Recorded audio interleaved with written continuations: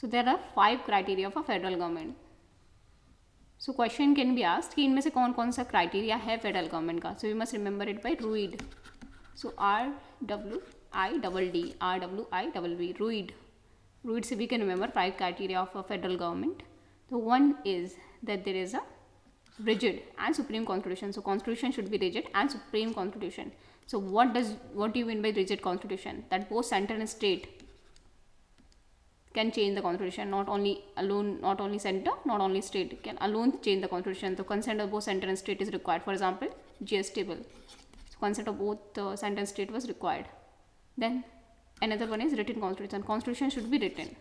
It should be written. That will define the power of the center and state. Other is independent judiciary. Judiciary should be independent. For example, there is a dispute between that power, distribution of power between center and state. So it can give the correct judgment. Then there is a dual government. Dual government, for example, government at the center and government at the state.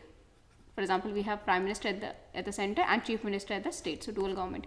Then there should be distribution of power, not delegation of power.